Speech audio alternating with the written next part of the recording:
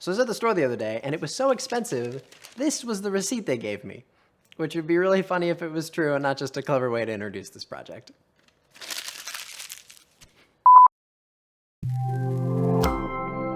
Now, novelty receipts. Are they useless? Yeah, probably. Are they delightful? Also, yes. And either way, you're going to learn how to make them. Now, the main reason I fell down this rabbit hole is because I wanted to come up with a tangible way to provide information without relying on a QR code. And of course, I learned that this technology can be misused for purely entertainment value. See, the beautiful thing about receipt paper is that not only can it be printed very quickly, but it doesn't require ink or toner. Instead of ink, the secret ingredient is a thermal-sensitive layer that's actually printed on top of the paper. And when heat is applied, it darkens. For this demonstration, I'll be using everyone's favorite ingredient, which is fire. And by applying heat to the surface of the paper, you can see it slowly changes color. Now, to utilize this concept, thermal printers apply specific amounts of heat to different areas of the paper via the printhead in order to render information such as receipts and labels. But these are boring, and I don't want boring, so instead, I'm going to show you the easiest way I've found to print pretty much whatever you want onto a receipt. For this project, you'll need a receipt printer, some receipt paper, and a computer that can run Photoshop. The printer I have is just a cheap one I bought for printing shipping labels, but today, we're going to let its artistic side out. I'll put a link in the description if you want the exact model. With that, it's time to jump over to the computer. So to create our graphics, the first step is going to be opening up Photoshop. And then from there, go into create a new file. And what's crucial here is that we actually need to set our canvas to the size of the paper we're using. In my case, it's going to be 80 millimeters wide.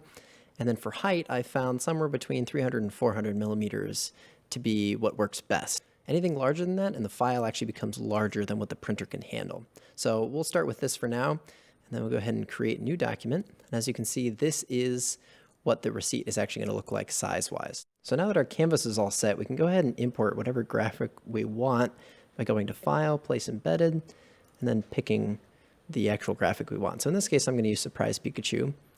And then we can just rotate this here and scale it to be about the size of our paper. And now that that's all done, we can place it. And as you can see, we now have our Surprise Pikachu face on the receipt. Now, once this is finished, you can actually trim your canvas size to be the right length for whatever it is that you want to print. So in this case, let's say maybe 150. And that way we're not using up more paper than we need to when we print. So I'm going to go ahead and replace this. And now we're done. Something to note, however, for more complicated graphics like this one is we need to actually remove this background color here, because when the receipt printer tries to print it, this is actually just going to render straight to black. So to do that, go over to the Magic Eraser tool and then click on the background color. If it isn't rasterized, go ahead and do that.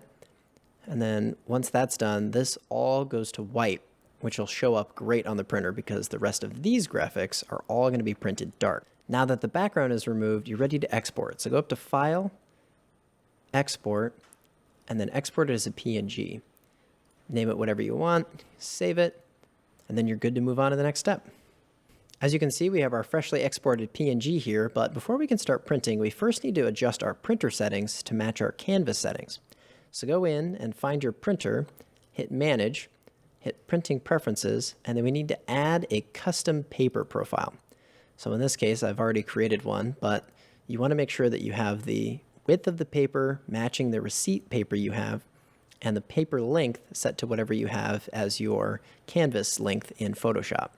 Once that's done, you can save it and hit OK.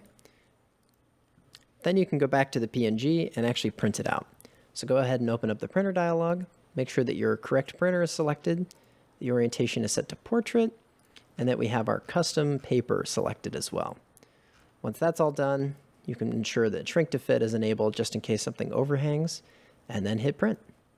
With the hard part out of the way, now you can print as many of these bad boys as you want.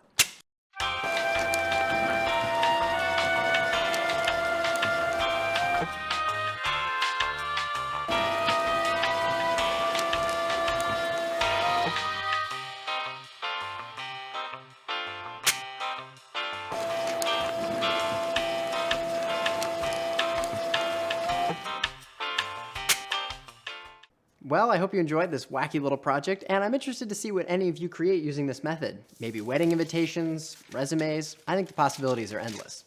Now, Granted, the root of this project was not seeing whether or not a receipt printer could make memes, but looking beyond what something does and wondering, what can it do? Oh, and by the way, I did end up creating a template to solve my original problem, but I'll be showing that off as part of my next project. So on that note, thank you so much for watching, and be sure to stay tuned for future builds.